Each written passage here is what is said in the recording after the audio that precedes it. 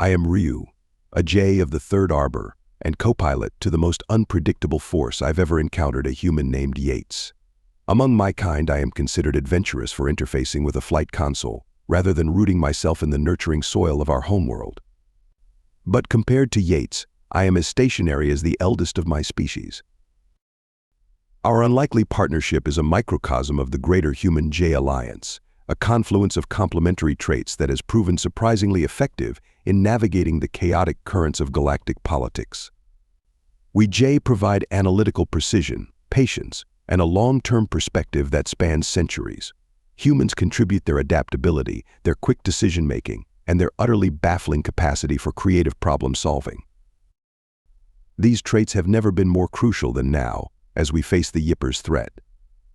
Long dismissed as a minor nuisance on the fringes of civilized space, the Yippers have evolved into a formidable enemy. Their swarm tactics, honed through centuries of hive-minded development, have overwhelmed dozens of outposts and colonies across 3 sectors. Today they set their sights on Pa 319, a human colony of particular strategic importance due to its rich deposits of quad-phasic crystals. The planet's defense grid is robust by civilian standards, a network of kinetic interceptors and energy shields that could repel most pirate raids or asteroid collisions. But against a full-scale Yipper's assault, the odds of survival dropped with each passing second. That's where Yates comes in.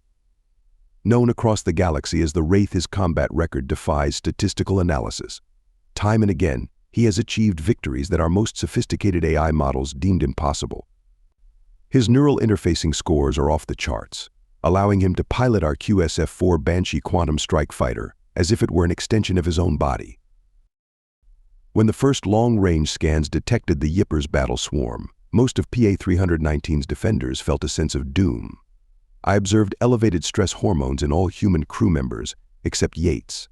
His biosigns showed something our systems initially flagged as a malfunction: excitement. "Ryu, my branch-armed friend," he said, flashing what I've come to recognize as a grin. "How do you feel about pulling off the impossible today?" I ran the numbers. I calculated the odds.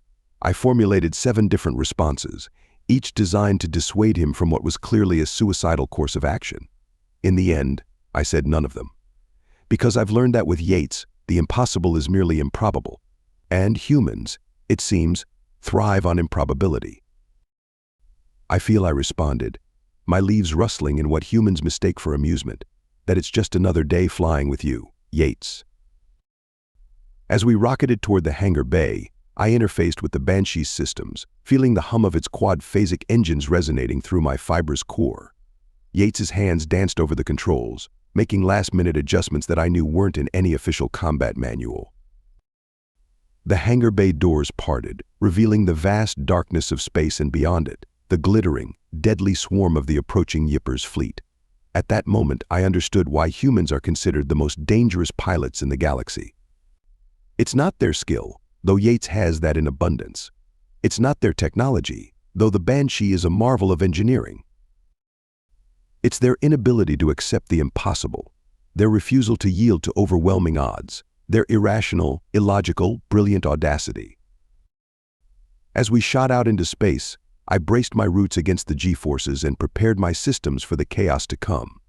With Yates at the helm, the only certainty was uncertainty and, perhaps, against all odds, survival. The void of space erupted into chaos as we left the hangar.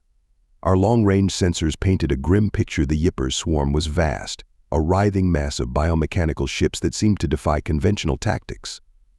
I calculated 2,317 individual craft, ranging from nimble fighters to lumbering destroyers. At the heart of the swarm loomed their capital ship, a behemoth that dwarfed even our largest cruisers. "Ryu, give me a breakdown on their approach vector," Yates called out, his hands already making micro-adjustments to our flight path. I interfaced deeper with the Banshee's systems, my consciousness expanding to encompass every sensor and readout. "The swarm is adopting a pincer formation," I reported. "Primary thrust is aimed at the colony's main shield generator. Secondary formations are moving to flank the orbital defense platforms." Yates nodded, his eyes darting between holographic displays. Classic Yippers. Hit hard, hit fast, overwhelmed with numbers. What's the colony's response? I checked the tactical network. Planetary defense grid is at full power. Interceptor squadrons are scrambling, but they're outnumbered 20-1. The CSS Horizon is moving to reinforce, but they're still 10 minutes out at best. 10 minutes, Yates muttered. Might as well be 10 years. All right, Ryu, time to get creative. Divert auxiliary power to the quantum foam manipulators. We're going to need every ounce of maneuverability we can get. As I complied, I couldn't help but voice my concerns. Yates, even with our advanced capabilities, the odds of significantly impacting the battle are. Never tell me the odds, Buddy Yates interrupted with a grin. Besides, we're not here to win the whole battle. We're here to buy time and cause chaos. And chaos, that's a human specialty. With that, Yates gunned the engines. The Banshee leapt forward, its quantum drive tearing a hole in conventional physics as we accelerated to speeds that made my photosynthetic processes quiver. We plunged into the heart of the Yippers formation. Yates's piloting defied every combat algorithm I'd ever studied. He weaved between enemy ships with mere centimeters to spare, each near miss causing confusion in the swarm's coordinated movements. Ryu, I need you to modulate our shield frequency, Yates called out as we barrel-rolled through a hail of plasma fire. Match it to their weapons output, but with a 0.03-second delay. I complied, though I failed to see the logic. May I inquire as to the purpose of this adjustment? Yates's grin widened. You'll see in 3, 2, 1. Suddenly, the space around us lit up like a supernova. The slightly out-of-sync shield frequency caused the incoming Yippers' fire to refract and reflect, sending their own plasma bolts careening back into their formation. Dozens of smaller craft erupted into fireballs, their tight formation now working against them as the chain reaction spread. Impossible, I muttered, my leaves trembling in astonishment. Improbable, Yates corrected. Now, let's press our advantage. Charge up the mag pulse cannon. We're going to punch a hole right through their left flank. As I prepared the weapon systems, I monitored the colony's defenses. The planetary shield was holding, but only just. The horizon was still too far out to provide immediate assistance. Yet, against all probability, our single fighter was disrupting the Yippers' carefully coordinated assault. Yates's unorthodox maneuvers had sown confusion throughout the enemy ranks. Individual Yippers' ships, accustomed to operating as part of a unified swarm, found themselves isolated and outmatched by our superior technology and Yates's unpredictable tactics. But the battle was far from over. As we carved a path of destruction through the Yippers' formations, I detected a shift in their strategy. The swarm was adapting, learning from our tactics. And at the heart of their fleet, the massive capital ship began to move, its weapon systems charging for what could only be a devastating attack.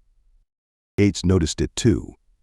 His voice took on a tone I'd never heard before, a mix of excitement and grim determination. Ryu, my friend, I hope you're ready for some real flying. Because things are about to get interesting. As we banked hard towards the looming capital ship, I realized that interesting was perhaps the greatest understatement in galactic history. The true test of human audacity, and quite possibly the fate of PA-319, lay directly ahead. As we hurtled towards the Yippers' capital ship, I couldn't help but marvel at the sheer audacity of Yates's plan, or rather, his lack of one. The massive vessel loomed before us, a titan of biomechanical engineering that dwarfed our Banshee fighter like a stellar whale next to a minnow. Yates, I ventured, my tone modulated to convey urgent concern. The capital ship's point defense systems are tracking us. Evasive action is strongly advised. His response was typically human, a short, barking laugh. Evasive action? Ryu, my leafy friend, we're going straight down their throat. Before I could process the suicidal implications of this statement, Yates threw our craft into a series of maneuvers that defied both physics and logic. The Banshee's inertial dampeners strained to compensate as we corkscrewed through a maelstrom of plasma fire and kinetic rounds. Divert all non-essential power to the forward shields, Yates commanded, his fingers dancing across the control interface. And get ready to fire everything we've got on my mark. I complied, even as my analytical subroutines calculated our odds of survival dropping into fractional percentages. The Banshee's advanced systems hummed and whined under the strain, pushing far beyond their design tolerances. As we closed in on the capital ship, I observed something that my initial calculations had missed. The Yippers' coordinated swarm tactics, so effective against conventional opposition, were proving to be a liability in the face of Yates's erratic flight path. Smaller craft scrambled to avoid collision, disrupting their formation and creating gaps in their defense screen. Yates saw it too. "There's our opening, Ryu. Hold on tight." With a maneuver that surely violated several laws of aerodynamics, Yates threaded our fighter through a gap barely wider than our wingspan.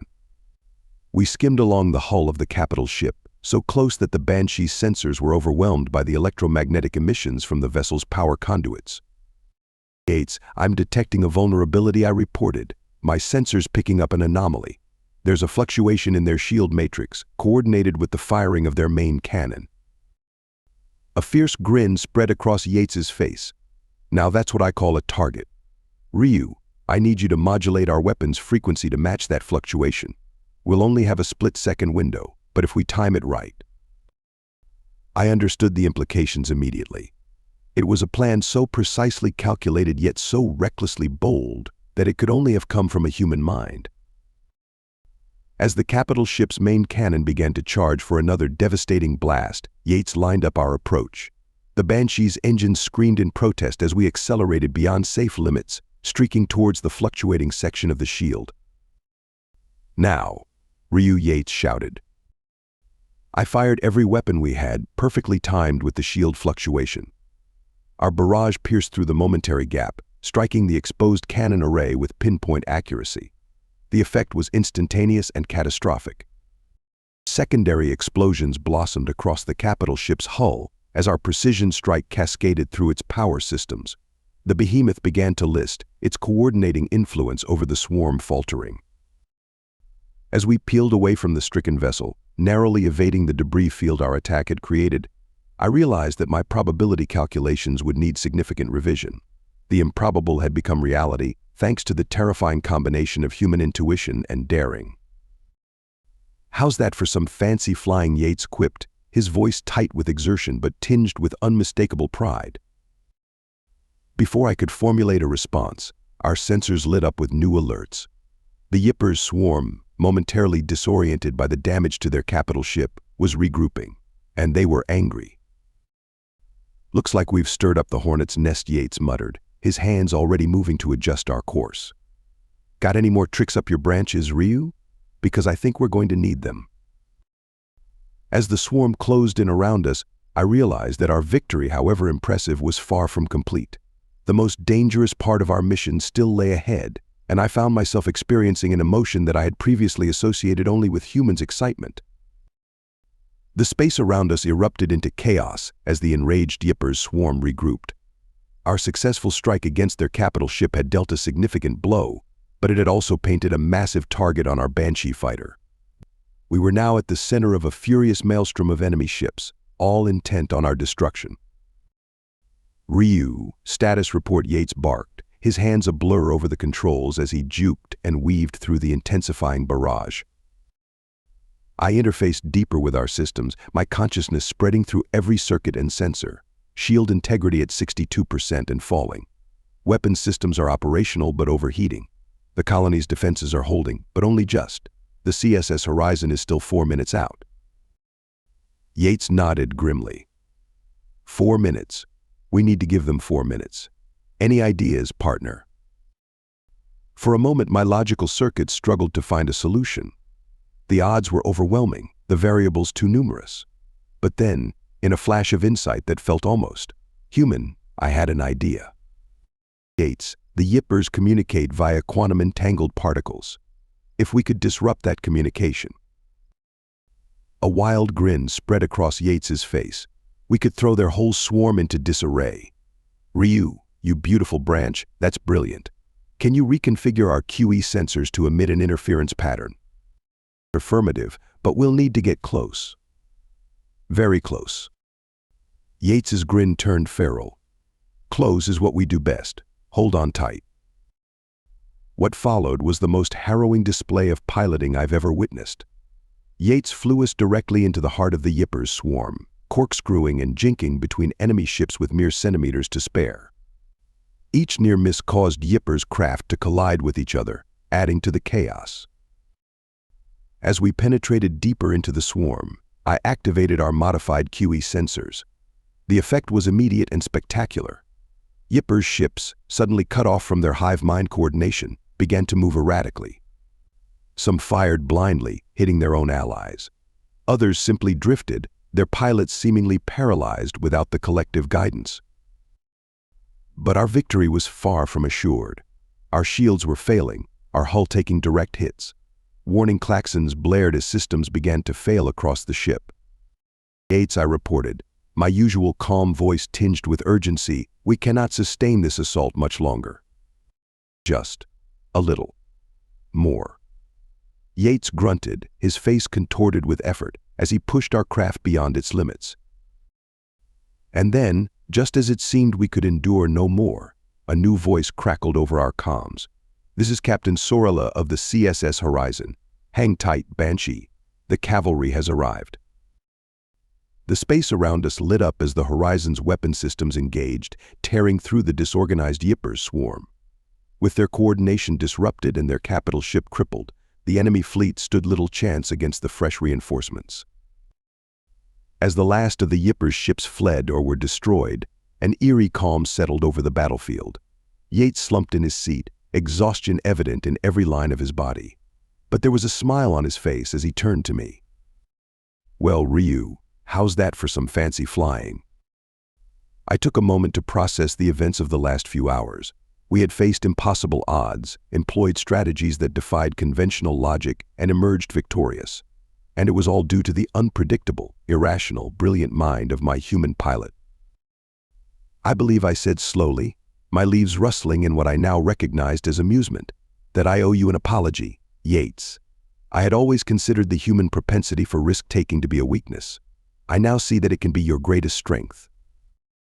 Yates chuckled, patting the console affectionately. That's why we make such a good team, buddy. You keep us grounded and I. He paused, glancing out at the starfield around us. I help us soar. As we limped back to the hangar bay of the Horizon, I reflected on the day's events. The J have long prided ourselves on our analytical minds, our ability to process vast amounts of data and make logical decisions. But today I had witnessed firsthand why humans are considered the most dangerous pilots in the galaxy. It's not just their skill or their technology. It's their ability to innovate in the face of adversity, to see possibilities where logic dictates there are none. It's their courage to take risks, to push boundaries, and to believe in the impossible. As a J, I may never fully understand the human mindset. But after today, I can certainly appreciate it.